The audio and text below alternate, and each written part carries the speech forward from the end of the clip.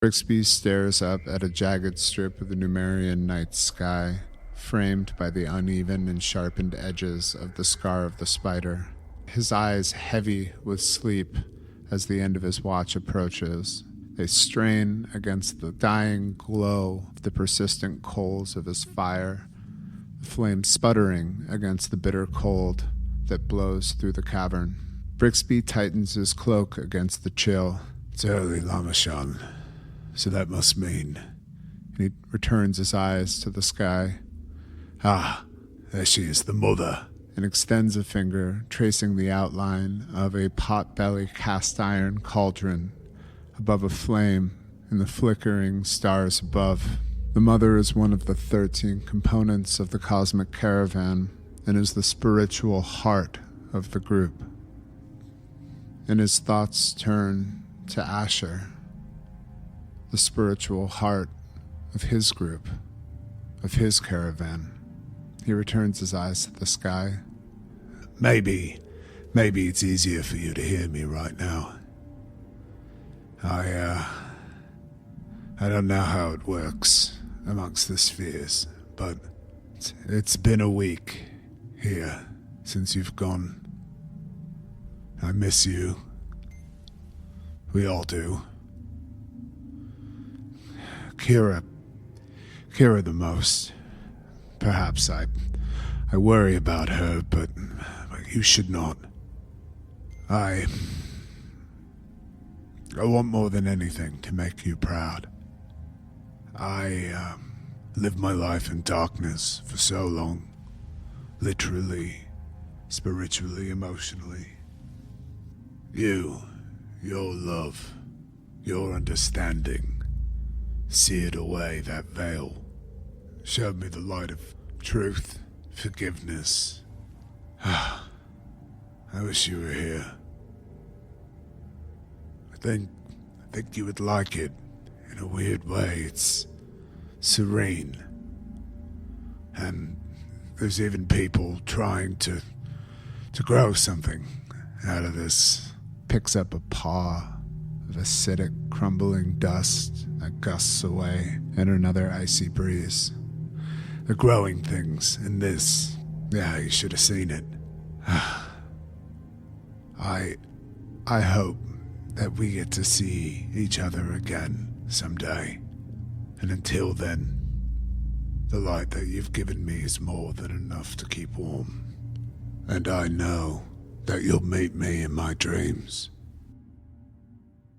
This is Pod Against the Machine.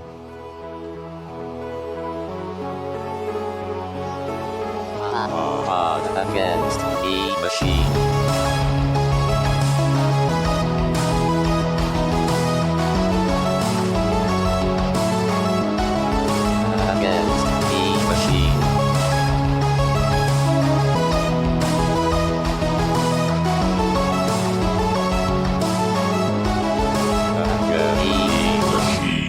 Welcome back to Pod Against the Machine, the only Pathfinder actual play that just woke up from 9,000 years of cryogenic sleep and is ready to share some barbecue squirrel.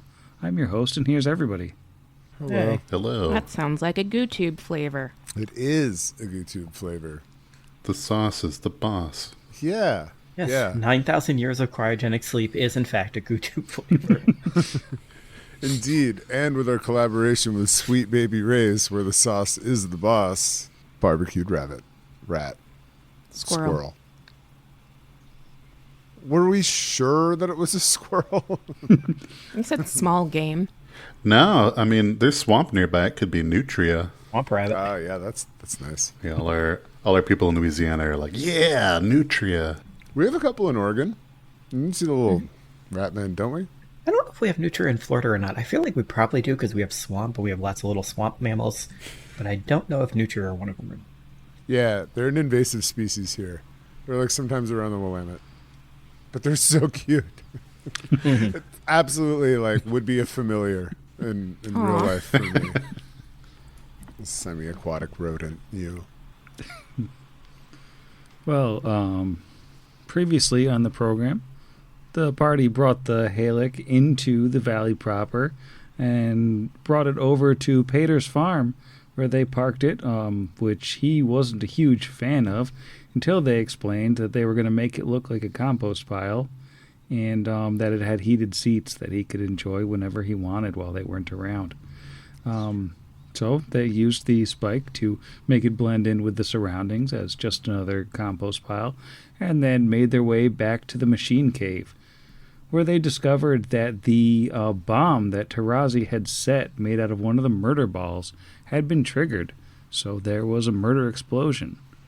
The other murder balls were nowhere to be found, but they got a little bit sidetracked after that when they realized that in that main room right at the beginning of the machine cave, there was actually a second, smaller passage that they could go through if they just squeezed their way through some rocks, which wasn't the easiest for basically anyone in the party except for the giant snake with no bones and the little rat friend.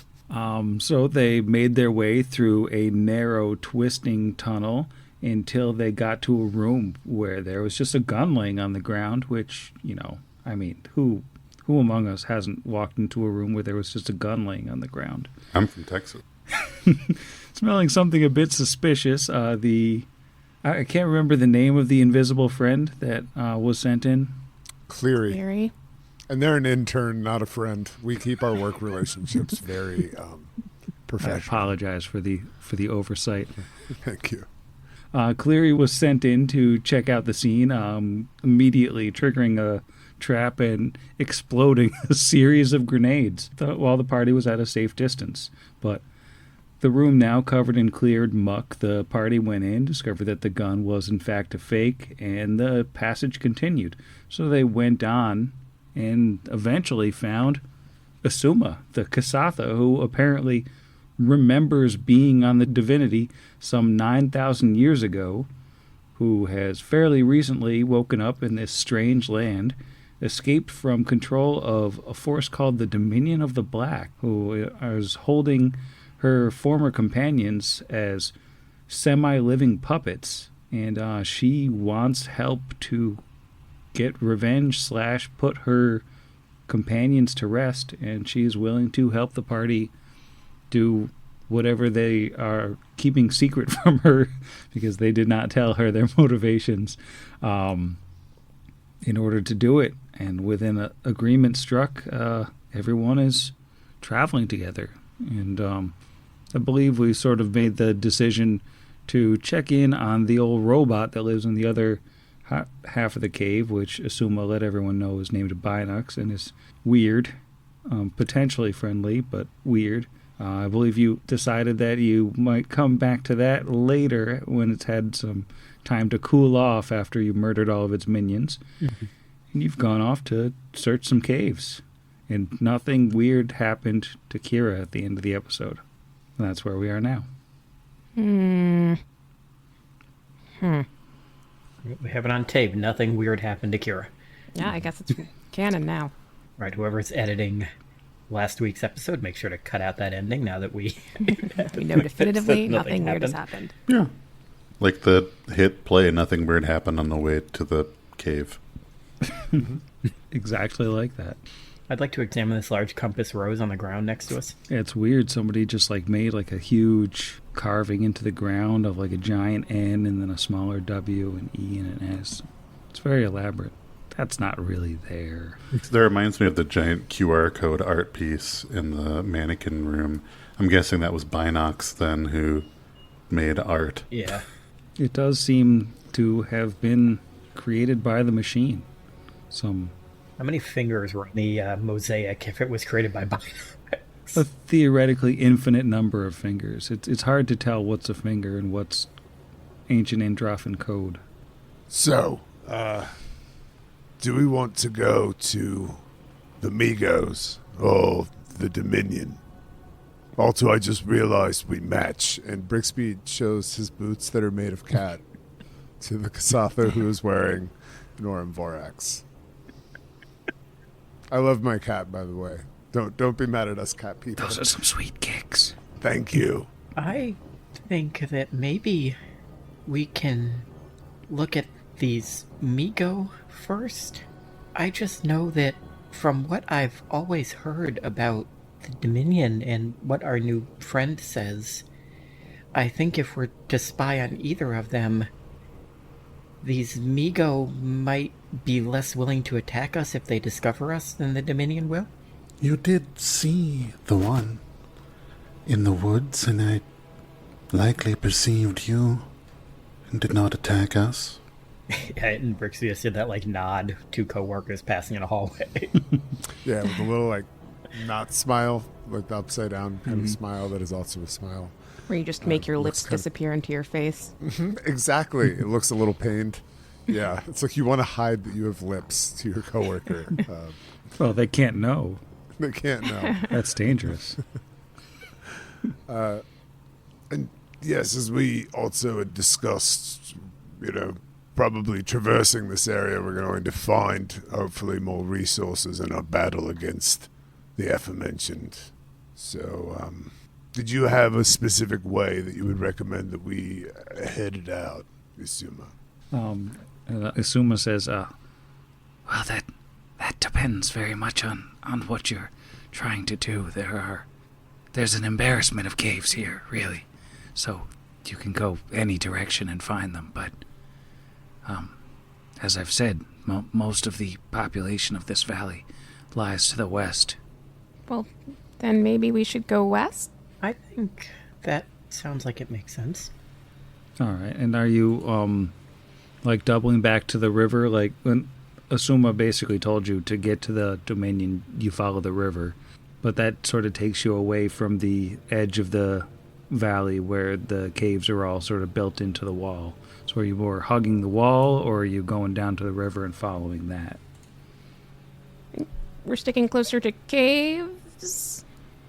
Yeah. Cool. All right. Let's head old cave way. So as you follow the wall of the valley, sort of along, so the wall is basically to your north for a while, and there's caves every few hundred feet, and oftentimes they're just little shallow things where you can take one step in and you can see the extent of it. Sometimes they go a little bit deeper, and you have to go in and look around and maybe struggle your way through a spider's nest or a giant spider's nest. But this isn't the kind of thing that's a threat to 11th level adventurers. It's the kind of thing that would have been trouble early in book 1. We can gloss over that to a large extent, but it is pretty time consuming as you're working your way through, because there's just so many of them, and your main goal coming in here is that in some cave in this place, Cassandra Lee has hidden the neurocam, so it could theoretically be in any of these. Yeah. As And it's you go, probably more likely than not to be in one that looks abandoned, like she wasn't going to hide it near where there's obviously stuff that looks like it's going to find it. The one with the big glowing sign. Yeah. yeah, like the one with the gift shop out front, probably she would avoid. Yeah. But I mean, maybe she hid it in the gift shop, just sort of tucked in the back of a shelf somewhere. Behind the old Cheez-Its. Eventually, as you're going cave to cave, and since this is taking a while, probably getting to know Asuma a little better, just making some small talk, you come to a fairly wide cave mouth. And this one, you can see even from outside, a swath of bright red is coating the floor and goes up the walls on this cave entrance. At first, it looks like an immense stain of blood, but as you're looking at it, it appears to more be like a thin sheet of mold or a lumpy lichen. And you can see even from the outside that spider webs as thick as human fingers are sort of filling up the inside of this cave. Oh, that's not fun. Gotta set those on fire. The lichen doesn't look, though I guess Alan wouldn't know this, but would our 2 party members that were in the cave under torch, the lichen doesn't look like any of the weird mosses we ran into under there that did stuff. There was that blood mold one that was or russet mold or whatever. Russet mold. It doesn't look like any of that. That was yellow. Yeah. Oh, was that yellow? Okay. Yeah. Or brown. It was brown. Brown. It was Yeah. Russet. Oh, it Russet was mold's brown. brown, Yeah, that's yeah. what I was thinking. Which is the color russet, Zach. You're right. Yeah. Yeah. that is. I was thinking like dried blood is like brown, but he said like red, like actual like wet blood red. Yeah, so this would be something different. But can we roll anything on this ambient redness? We'll probably have to get closer. Yeah, yeah, or the webs. Probably got to either lick or. it. Probably. I mean, you can get a little bit closer. You can roll a knowledge nature on this thing. Tarazi he'll get to where it looks like the red's kind of bleeding out into the dirt about 15-ish feet from where it starts to get redder and webbier. It basically, the mold starts growing basically where the sunlight stops hitting. So it's a mold. Got him. Tarazi might have figured that out anyway with a natural 19 for a 24 knowledge nature. As good as it gets. With a 24 knowledge nature, Tarazi can tell that this development of this mold is not really natural in nature. It has mutated probably from some outside influence, like possibly radioactivity, has caused it to take on new and potentially dangerous properties to anyone who would be vulnerable to poisons, that sort of thing. He would note that and then look back at the party and say, Just like the vegetables our friend Peter grows, the ground here has made something new, I suppose. This mold is not truly natural. It's been harmed or changed by the radioactivity. If we eat it, does it make us faster? I wouldn't expect that, no. It's more like extra poisonous. Oh. So let's not eat it, but can we step on it? I don't think any of us are barefoot, except maybe Alwyn. Yeah, I think that was established before, that if he doesn't have magic shoes, which he does not, he's probably barefoot.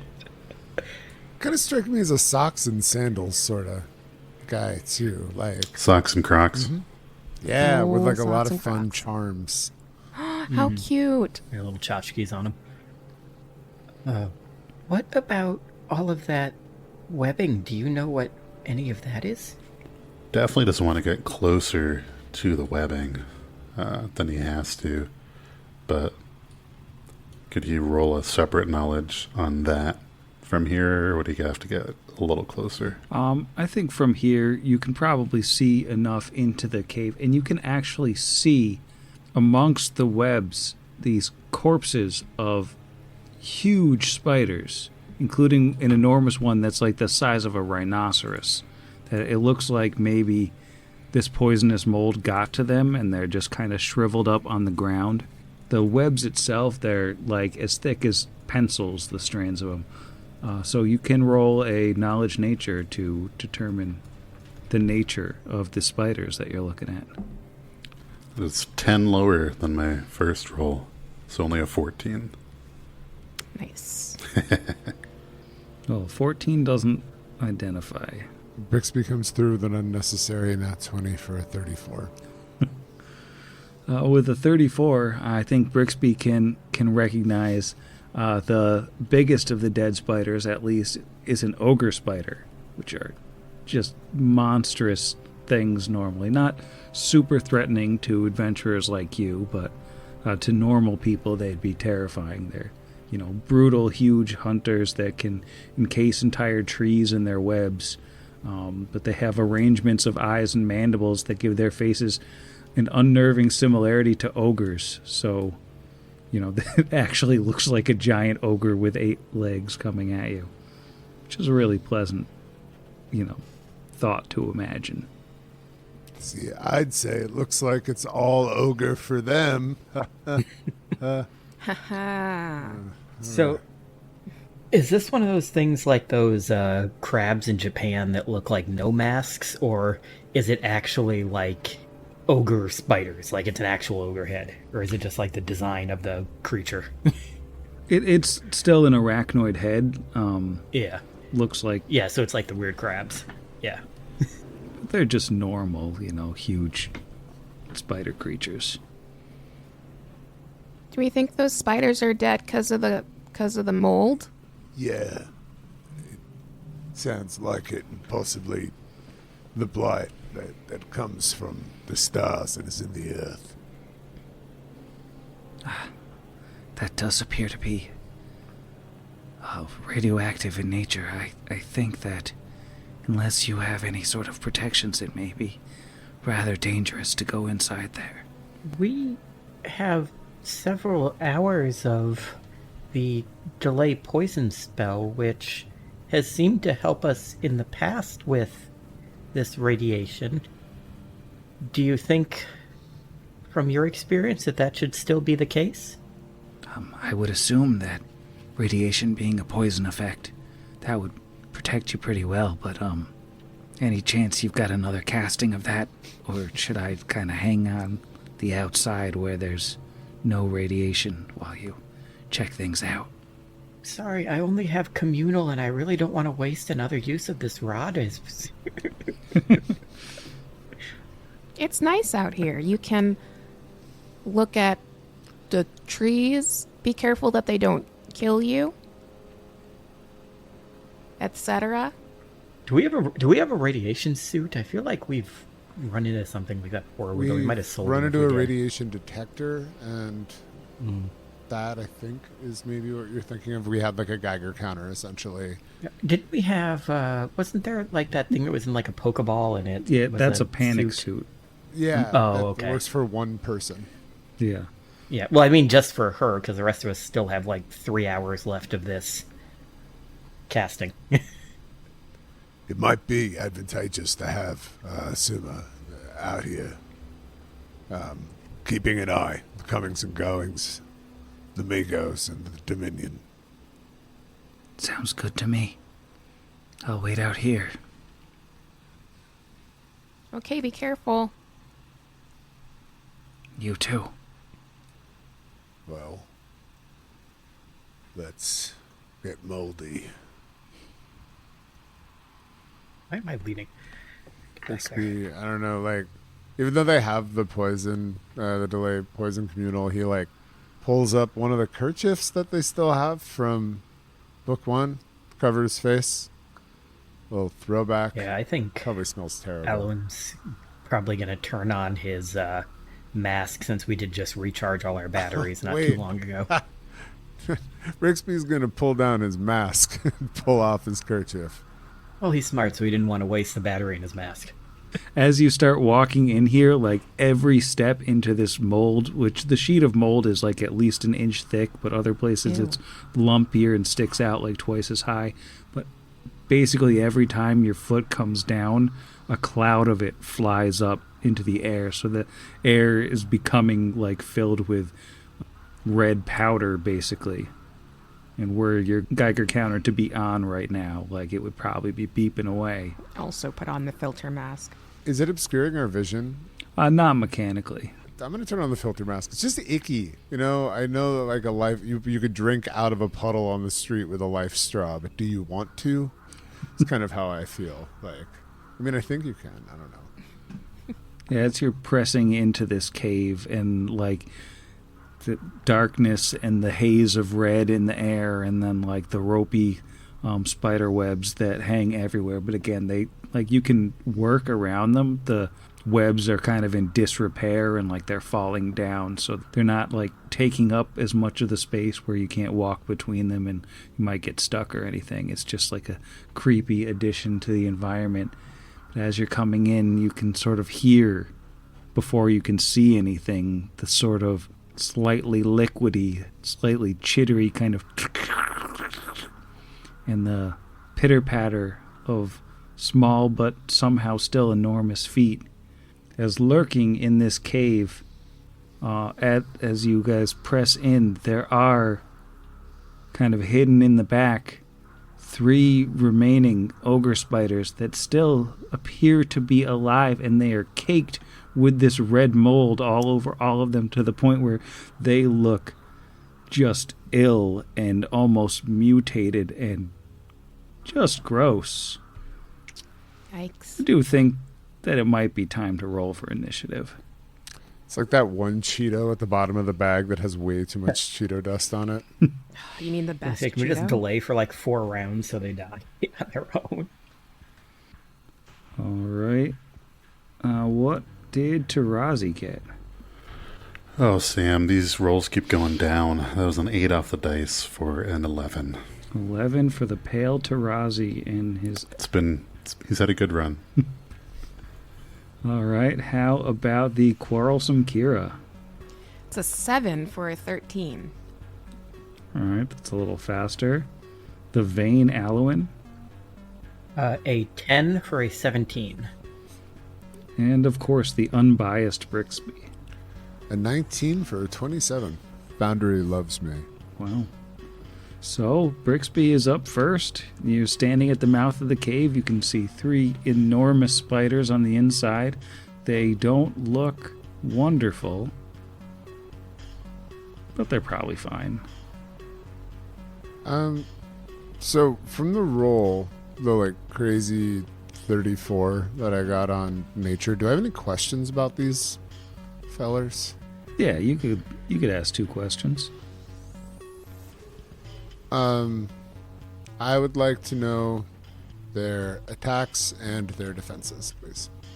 Well, as far as special attacks go, the main thing that you don't have to worry about is that they have poison with their bite. Any poison that they try to bite you with would be, of course, delayed, so it doesn't matter that much. They also have a ranged web attack, where they can shoot you with a web and bind you up and really impede your movements. Basically a ranged grapple. And then what was the other question? Special defenses. They have damage reduction. They are immune to radiation and mind-affecting effects. Shares Alwyn. The mind affecting won't work. They can probably shoot us with webs. He gives a peace sign and fades out of existence. And Brixby is going to throw a little ball of bat guano to about right there, right in the middle of the room, and explode a fireball. All right. Is that going to hit 2 of them or all 3? I don't even see the third one. Oh. It looks like you can actually get all 3 of them right there. Cool. It's not a huge room. So, starting with the Machiavellian Ogre Spider, that is a delightful 10 on the reflex save. A failure. I assume that's not going to do it. The Daring Ogre Spider dares to get an 18 on the reflex save. Still fails. And a natural 20 for the good-humored Ogre Spider, who just thinks this is all a joke. It's true. His mirth served him well. So it's 1 passed, 2 failed. This is the amount. Wow, there's some 1s in there. Anyway, so that is 32 points of damage to 2 of them, and then 16 to the good-natured, good-humored fellow. All right. And it looks like that all goes through. In addition, the clouds of red mold in the area, basically the entire circle of the fireball is just burnt away in an instant. So that whole basically center of the room is clear of radioactive mold now. That's a bonus. What about the webs? I mean, the webs aren't really mechanically troublesome webs. They're just kind of hanging out. All right. And while I am mechanically troublesome, that is the end of my turn. All right. The considerate Asuma, being so considerate, is going to just step in behind all of you, kind of noticing things are wrong. And then she's just going to take a shot at the Machiavellian Ogre Spider in her second range increment with that 0 rifle. Because why not, right? Let's see. That is not going to be against touch because it's the second range increment, but it's still a pretty good shot, and the spider is flat-footed. That will hit. So you see, sneaking between basically everyone's shoulders, a bolt of ice gets fired through at this spider, and it takes not bad damage, 13 cold damage on the Machiavellian spider, which takes us to the Machiavellian spider's turn. And it's upset about everyone getting in its face, about getting shot with a fireball. It is a spider, so it has limited capacity to reason, but it does know that the reason that it is in pain is all these little things in the doorway. It's going to rush up, and it's going to basically get in kind of Tarazi's face, but it's got long reach because it's a big old spider, and it's just gonna try to bite. That is only a 20 versus flat-footed. Nope. It's pretty mean. All right, the Vein Alloin. The Vein Alloin is going to turn this episode into a history joke, and he is going to cast Bone Shatter and try to break the legs of this Machiavellian spider. But they don't have bones, they have exoskeletons. So he's going to need to roll me, which it mentions in the text of the spell, a creature with an exoskeleton or a skeleton. You win this time. Anatomy of the Bone Shaker spell. Anatomy of the Bone Shatter spell. No, I choose not to acknowledge Bone Shatter. That is a Fortitude save. Yes. 25. You saved. It's a 21. 10d6. I'm going to roll that here because that's a lot of d6. And you will take half of this. So you are going to take 19 points of... I can't do 14. math. It's not 19. What the heck is half 28? 14 points of damage. Thank you, Zach, for having a brain that I don't.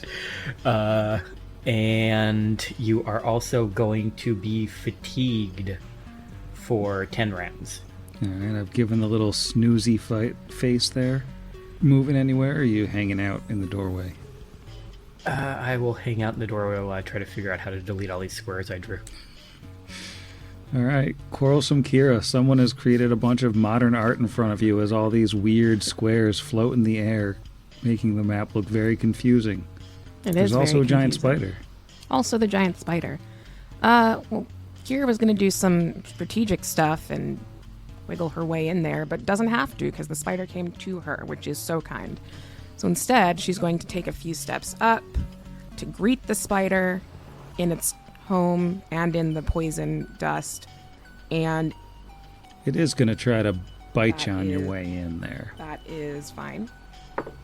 I'm going to rage. Well, it's mad at you for doing that, and it that is a 24 to bite. Yeah, no, that's pretty good. That's pretty good. With the blur, Dang it, Blur.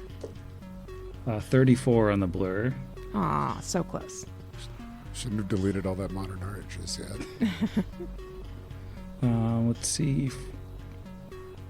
That is 26 chomp damage. They're big Jeez. old chompy boys. It's a good roll. All right. Well, she's done been chomped. Still gonna try and go for the. Which spider is this? The good-humored one? No, it's wearing the little Venetian cap. It's the Machiavelli one, Ah, there it is. right? Yeah. With a chainsaw. Let's see how this goes. That is going to be a 32 to hit. Yeah, 32 will hit. Ooh, 2 6s and a 1. That's 13 plus 22, 35 points of damage. That's so many. It doesn't all seem to go through, though, which is good for me. Ah, it's a real bummer. That's Still a good. lot. All right, Pale Tarazi.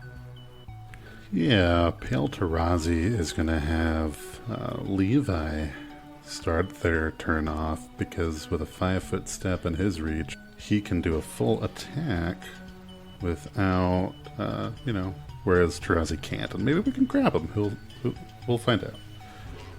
So that is going to be 25. Yeah, 25 will hit Big Spidey. And what about the second one? Wasn't nearly as good. 17. No, 17's not going to do it. All right. Unless it's grappled between the two. Then it might. No, I didn't declare that. So I do max, though, 19 on the bite. Well, it doesn't all go through. But it's still looking quite hurt. I'm pleased with that. Quite hurt part. Okay, then. Tarazi will stride up. And we'll see if it has combat reflexes. He's going to go in. So 30 feet. Not quite flanking, but still. We'll get a single swing. Sadly, you already found the only monster in the whole adventure path that had combat reflexes. Yeah, that went really well for me. Oh, yeah. That's a critical threat. A 34. Sounds dangerous. And a 30 to confirm. That sounds pretty confirmed. All right, now Blade. Here comes 2d10 plus 28 then. So 34. Is it still alive? It is not. Even with not all of that going through, it is quite dead in addition to being tired. Same. All right. Then that'll do it for Snake Squad. All right, so that'll bring us to Spider Squad as opposed to Snake Squad. The good-humored spider thinks that this is all in great fun. It's going to spit a web at Tarazi, I think. So we are going for a 19 versus touch. Yeah. All right, now it doesn't actually give me the rules for how this web works. It's just cosmetic. Now he looks embarrassingly outfitted. I'm gonna go ahead and assume that it works like the spell, which means that you need to make a reflex save, I'm gonna say. I've got a save DC, so I'm gonna assume that's right. Looking at 22. Alright, so you're not tangled in the web. Whew, it's just sticky everywhere. I don't know why anyone would do that, to be honest. Of note, these spiders, other than the dead one, do seem to be healing rather quickly. The dead one, not so much, but the other two. So the good-humored spider, I think, is going to kind of come on down a little bit, just to scope out the situation. And then its turn's going to end, and the daring spider is, of course, very daring. And it's going to go... It can't go that far. It can only go this far. But that's still a flankaroo on Tarazi. And it's going to go for the chomp. Only a 24. No, sir. Oh, wait. 26 with the flank. Still not going to do it, I assume. No. I don't like it. That makes one of us. Well, unbiased Brixby, you are up. All right, unbiased Brixby, seeing his friend flanked on both sides, is going to level his hands at the daring spider and declare it one of my impromptu sneak attacks for the day and shoot off a series of scorching rays. You wouldn't dare. This is verse touch. I'm not going to put the -4 on here for going into combat. You can just add 4 to their AC or their touches. This is my 2 hit. Oh, that's not great. So that is a 14 before that adjustment. They're huge, though. Like, they are huge. if we're not in... Like, they're in melee with us, but we're not in melee with them. How does that affect things? It swung at me, but I'm so far away from it. I think we've established that doesn't actually matter because, like, you could say, like, someone who's not holding a weapon and it isn't threatening And it's kind of the same situation. You're still in hand-to-hand because one party threatens the other in melee. But it doesn't matter because 14 meets beats. Oh, excellent. Well, with the... Oh, Yeah. excellent. Cool. So that is, for the folks at home, it's a 14, a 17, and an 18. So, would you like me to do the fire and the sneak attack separately or just all together? All together's fine. Okay. I'm going to do all 3 rays together if that's fine as well. Sure. Let's see what happens. We're not going to be able to see anything on the screen. I was gonna say, is this gonna cover the screen in dice? No, there we go. Oh. All right, 77 points of damage.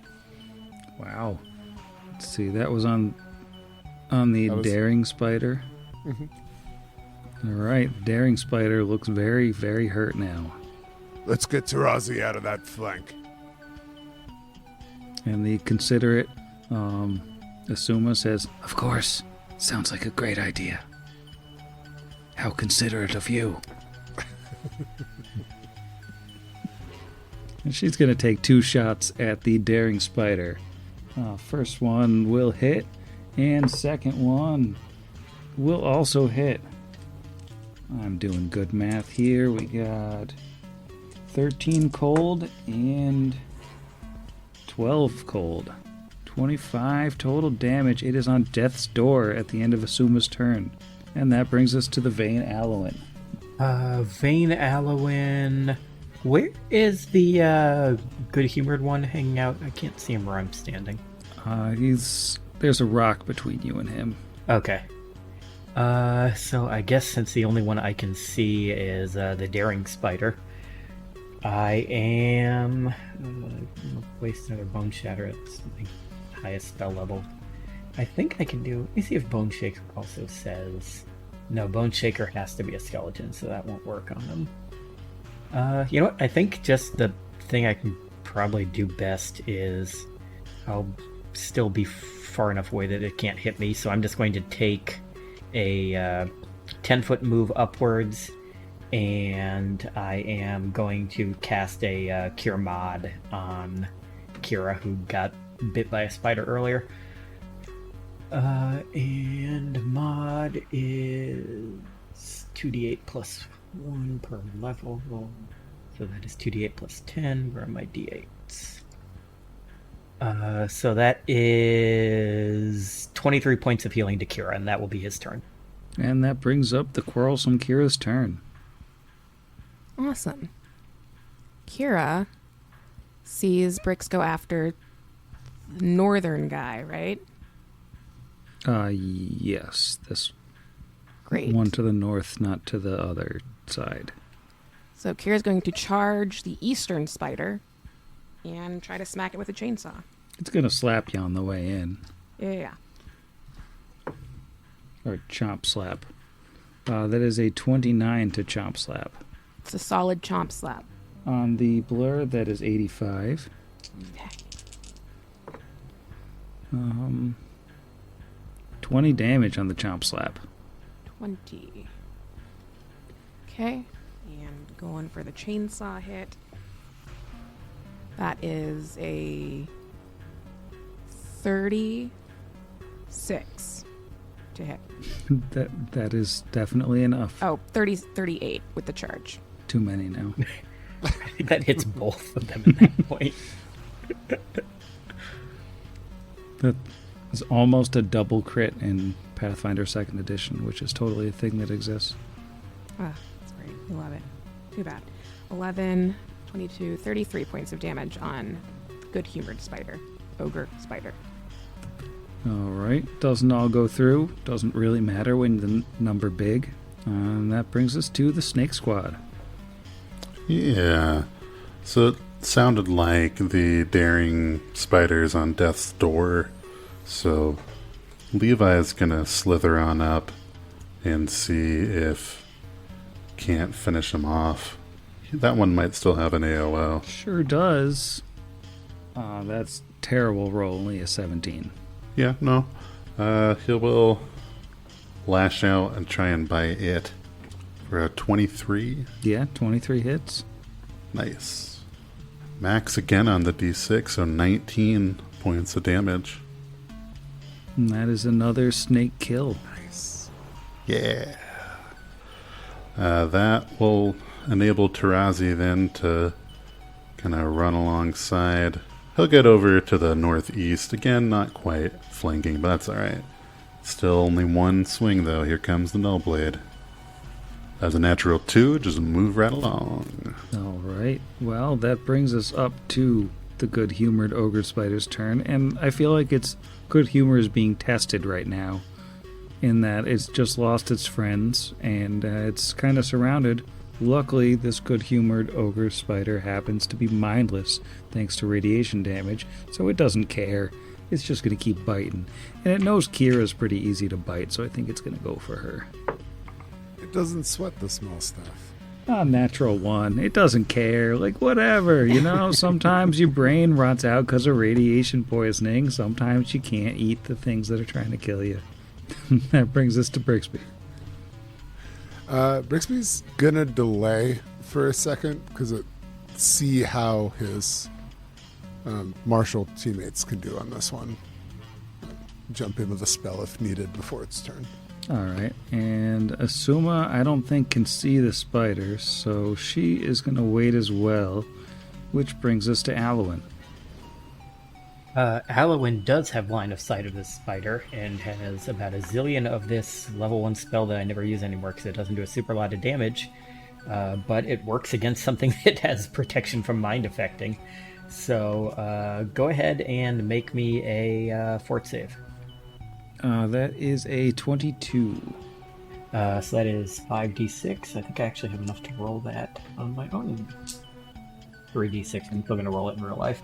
And then a 2 and a 1. I should have rolled in the thing. So that's 15. So half of that would be 7 points of sonic damage as Alwyn hits it with an ear-piercing scream. Poor spider, it's just getting yelled at now. Doesn't seem to bother it, though, even though it hurts. Yeah.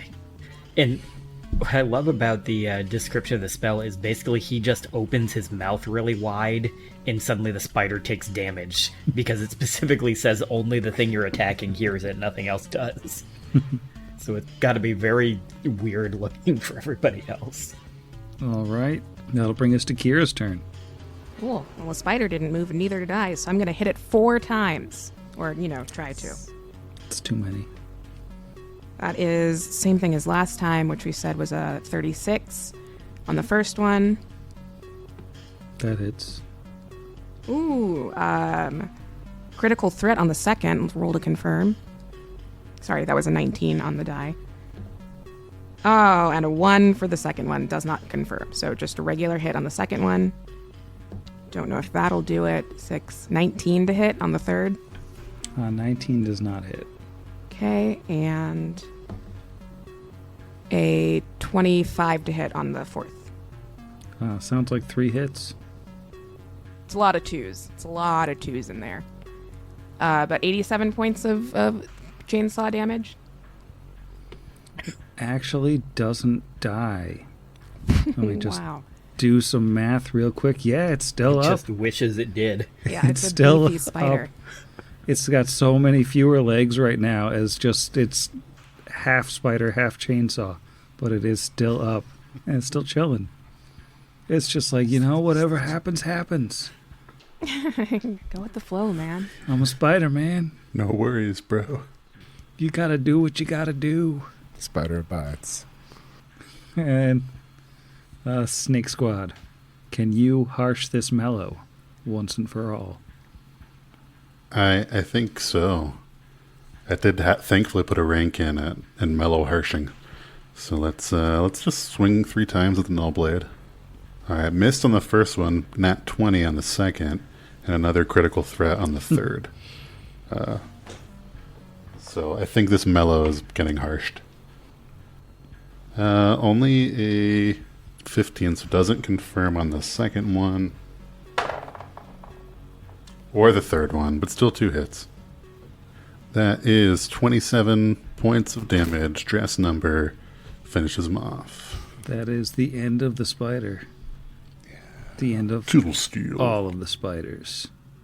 And we are out of Everyone. combat. Kira immediately looks at Tarazi and is like, I thought your favorite enemy was constructs. Are spiders constructs? At my level, I have 3 different types of favored enemy. This wasn't any of them, but I do my best. Oh. Cool. I'm going to see if I can detect Magoo in this cave. You don't detect any magic in this main part of the cave, but now that you're a little farther in, you do see that at the back of it, it does loop off to the right. So it appears the cave does continue. Oh, there's so much more cave. Let's cave this cave. I hope that was the only 3. I'll go back to guard duty. You have fun. So the frontliners, Brixby and Alwyn, are pressing on. Exploring the cave. It's just like holding hands. That's how I envision that they like adventure together at the... Yeah, skipping through the... Just like the buddy system. We both keep a... I was asked a math question, and it's taken me some time. Just saying, we trauma bonded in the choking tower. And now we hold hands because we have separation anxiety. So I wonder, like, what came first. If there were, like, spiders just living in here in, like, a spider utopia, then the mold came along. Or these, like, really dumb ogre spiders showed up and they're like, oh, this is great. I love red. And then, like, we're here. And then they just bathed in the red and slowly became the red. As you come around the corner in this cave, into the sort of back end of it, the webs, deteriorated though they may be, kind of thin out, but you do find basically like discarded bones strewn through the back of the cave, like as if this is where they put like what's left of what they've eaten. Just like looking through, you see all sorts of animals of varying sizes. You do see some humanoid looking bones. So it looks like they've gotten some people. Kind of still continuing my wom back there. But also shuddering at the idea of dying in the spider cave. And then Alwyn charges forward into the darkness alone. Oh, No. I thought there was somebody in front of me still. And then charges right back. I'm also doing math while dragging my token occasionally. I saw more of the tunnel get revealed and thought it was happening because somebody was there, but I think it's just because I changed slightly where I was standing so I could see more of it. You're just riding down the hallway under Heelys. Like... Just watching as Alwyn slowly drifts further and further away from the party, finger hovering over the pause button. I know. That's what I was waiting for, is the classic Sam pause. Wait, you don't get to go back. And as you move down... Well, he's also Also been in this canonically room. healing Kira as I've been rolling off camera, so he can't do that from that far away. Who canonically had Heelys before when we were in Scrapwall? Was it Kira? Someone had Heelys. I thought it was Briggs. We did make Oh. a joke about somebody having Heelys. Was it a Was that child? pre-disc? I think that was pre-disc Heelys. Oh, man. Yeah. That was a long time ago.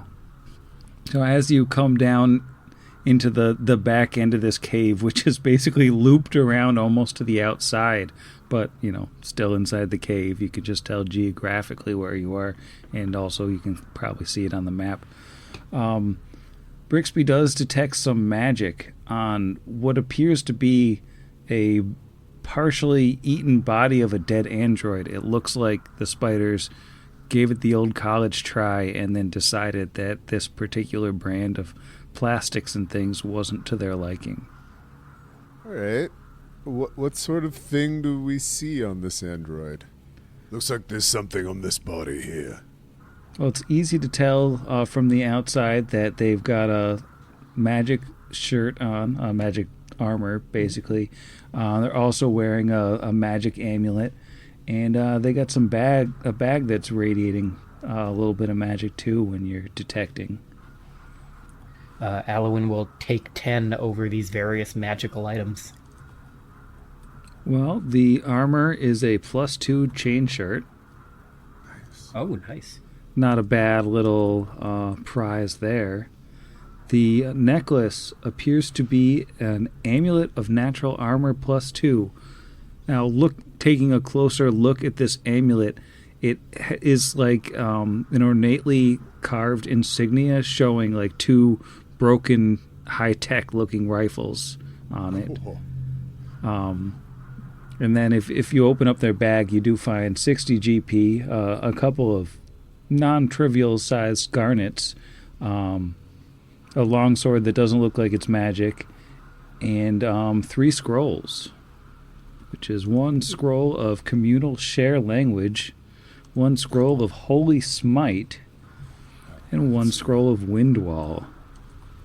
Oh, don't we have that one? I think we have Windwall. Right? Or is that like a high-level spell? I can't remember. I feel like You there's definitely been have a something windwall similar from Furcus. I feel like I don't yeah, know if we it's probably- specifically Windwall, but he had something with a very similar name, if that wasn't it. Yeah, 100%. This Wonderwall. Anyway, here's Wonderwall. It's Windwall. Yeah, we have this spell, I believe. But Holy Smite, I think, is a divine, right? Given the name. Share Language Communal is cool. You run into something odd. You tuck those away. Big stuff. If you had to quantify the fortifications that you possess, and the ability to dodge into a number that defined your armor, what would it be? What is your AC? Thank you. 21.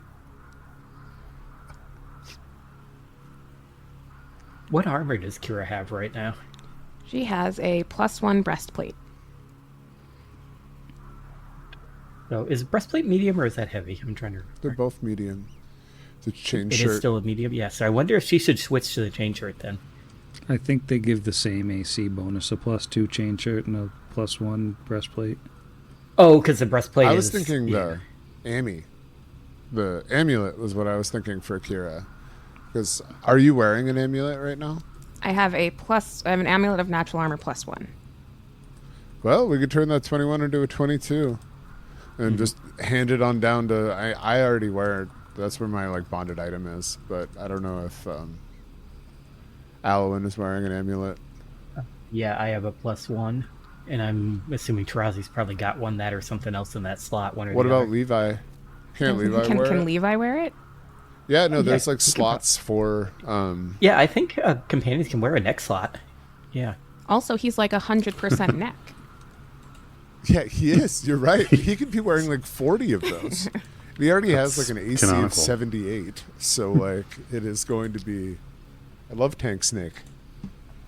I mean, Yeah, companions can wear barding and neck slot are the 2 that all companions can wear. Yay! Look sick. at Yeah, the he has necklace. barding already, but he does not have a next slot item right now. Now, does he have natural armor as a It snake? stacks. It'll Yeah, stack. it's Oh, does yeah, it it's stack? an Oh, enhancement okay. bonus to your natural armor. Oh, It looks nice. like the slots a serpentine animal companion has are belt, eyes, and headband, in addition to the ones that all of them have. Nice. Oh my god, the V mods. Just I was put gonna say, can we put the V mods on him? I don't know how that works when It's a his head is belt. like the size of Brixby, but Eyes, headband, neck slot. Note to self: this guy. I just want to give Levi like a hat of disguise. Just walking around and be like, "I'm just a person." belt. Just a little guy. The idea of him wearing a belt. Where do you even put a belt on a snake? Where is their waist? same place that we're putting a necklace. I mean, it's all... I mean, it's Torso all region. Well, I mean, waist, the it's necklace all at least neck. is like right after the end of the head. Yeah, the neck is just the waist of your head, man. It's beautiful. That's an Italian Subtitle. right there. Yes, it's poetry. The neck is the waist of the body. Well, we didn't exactly find much, but this is somewhat useful. And good job, everybody. That was some good spider killing. Kira produces stickers that says, "Good spider killing everyone," and Tarazi and Levi both get one. Oh, thank you.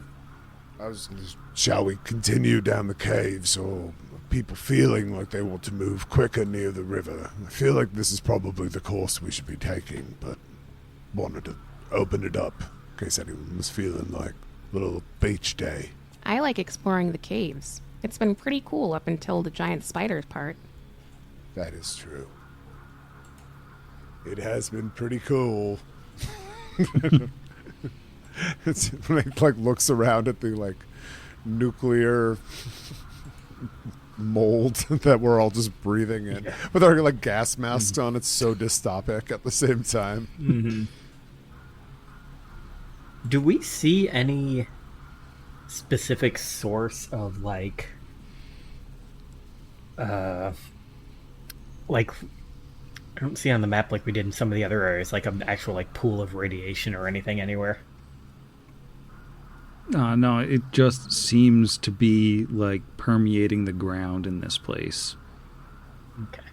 Because it's not a nice valley to live in general.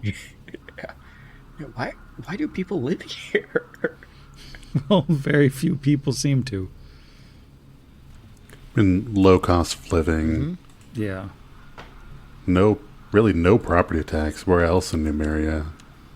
Absolutely. The HOA here is relatively lax about the stealing of brains. Yeah, I mean, the good-natured spider was actually president of the HOA. And he just sort of let everything slide. Oh, no. Well, you already said mold ate his brain, so he couldn't do anything. Yeah, that happens sometimes. But I think as the party heads back out of this cave and you resume your search, heading further and further on into the day and further on into the valley, I'm going to bed. Night, Sam. Good night, Sam. Good night, Sam. Good night, irradiated Sam. Good night, horrible giant spiders. Pod Against the Machine.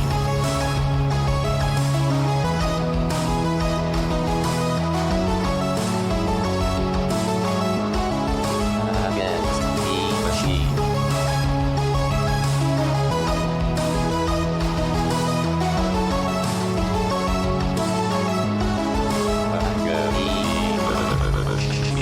Pod Against the Machine is property of Network Against the Machine LLC, all rights reserved. Pathfinder and the Iron Gods Adventure Path are property of Paizo Publishing.